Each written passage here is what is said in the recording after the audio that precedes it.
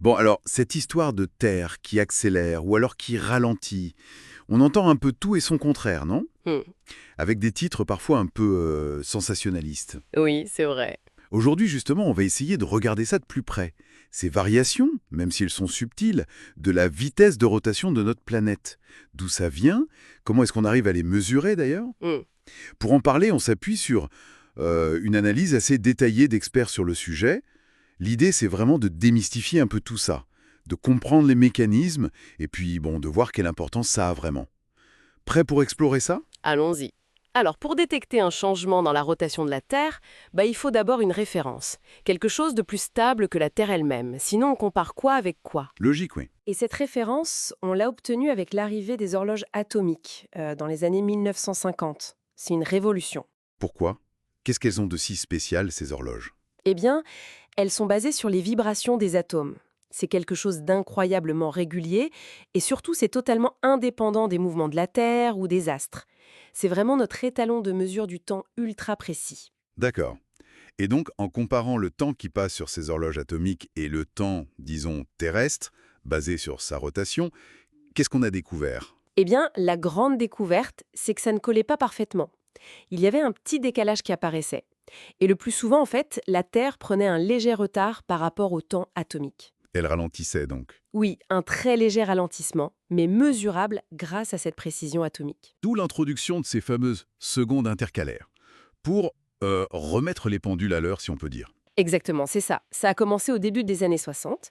L'idée, c'était pas de changer la définition de la seconde elle-même. Imaginez le bazar pour tous nos systèmes informatiques, nos GPS. Ah oui, non, l'enfer. Non, c'était ingérable. Donc on a choisi une solution plus pragmatique. On ajoute de temps en temps une seconde à notre échelle de temps officielle, le temps universel coordonné, l'UTC. Concrètement, ça se passe comment? Il y a une minute qui dure 61 secondes? C'est ça. À la fin du 30 juin ou du 31 décembre, on peut décréter que la dernière minute aura 61 secondes.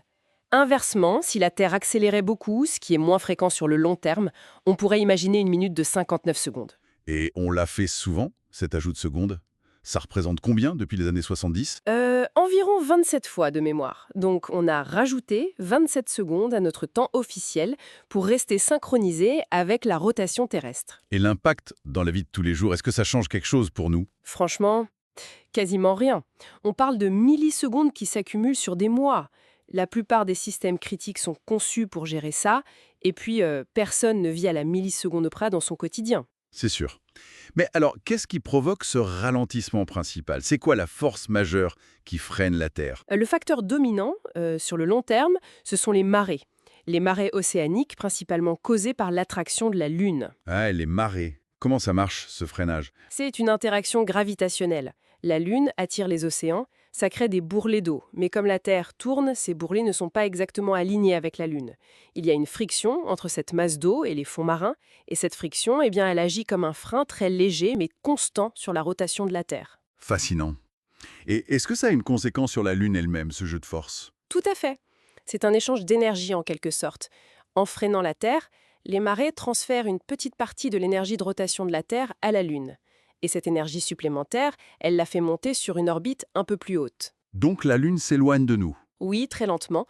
On parle de quelques centimètres par an, environ 3 ou 4 centimètres. Incroyable qu'on puisse mesurer ça. Ah oui, on le mesure avec une précision laser grâce aux réflecteurs qui ont été laissés sur la Lune par les missions d'Apollo, notamment Apollo 11 en 69. C'est une preuve directe de cette interaction. D'accord. Mais bon, les marées expliquent le ralentissement global, mais il y a des fluctuations, des accélérations parfois. D'autres facteurs doivent jouer aussi, non? Absolument. Les marées, c'est la tendance de fond. Mais il y a plein d'autres phénomènes qui modifient la vitesse de rotation au jour le jour ou sur des échelles de temps plus courtes. En gros, tout ce qui change la répartition de la masse sur ou dans la Terre. Un peu comme une patineuse? C'est l'analogie classique, oui. Quand une patineuse rapproche ses bras de son corps, sa masse est plus proche de son axe de rotation et elle tourne plus vite. Si elle écarte les bras, elle ralentit. C'est le principe de conservation du moment cinétique. Et pour la Terre, quels sont ces bras qu'elle peut bouger? Il y en a pas mal. Par exemple, les grands tremblements de terre peuvent très légèrement remodeler la planète et donc changer sa vitesse de rotation. Ah oui. Oui, la fonte des glaces aussi.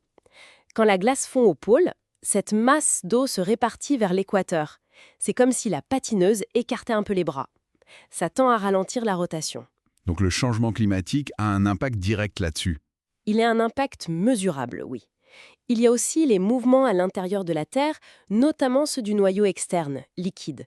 C'est un océan de métal en fusion, vous savez, qui génère notre champ magnétique. Ces mouvements brassent d'énormes masses et ça influence aussi la rotation en surface. Même les migrations animales, j'ai lu ça quelque part. Oui, alors l'effet est absolument minuscule, infinitésimal. Mais en théorie, le déplacement saisonnier de grandes masses d'animaux modifie très légèrement la répartition globale des masses. C'est plus une curiosité qu'un facteur majeur, mais ça montre que tout est lié.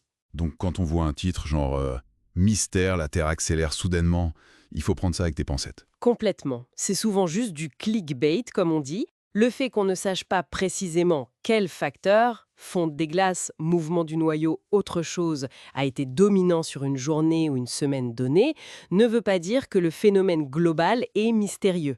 C'est juste complexe. Voilà, j'aime bien l'analogie. Imaginez, vous rentrez chez vous, il y a une flaque d'eau par terre et vous avez 3 chiens.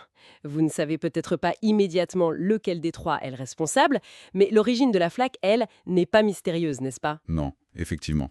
Pour la Terre, c'est un peu pareil. On connaît les suspects, les marées, le noyau, la glace, l'atmosphère même.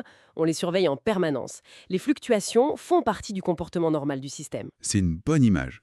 En résumé, la Terre, c'est pas une horloge parfaite et immuable. C'est un système dynamique, vivant. C'est exactement ça. Sa rotation, c'est le résultat d'une danse complexe, influencée par la gravité de la Lune, du Soleil, par ce qui se passe à l'intérieur de la planète et même par le climat à sa surface. Les variations sont là, elles sont constantes, mais à notre échelle humaine, elles restent vraiment infimes. Et comprendre ça, ça nous rappelle à quel point tous ces systèmes terrestres sont interconnectés.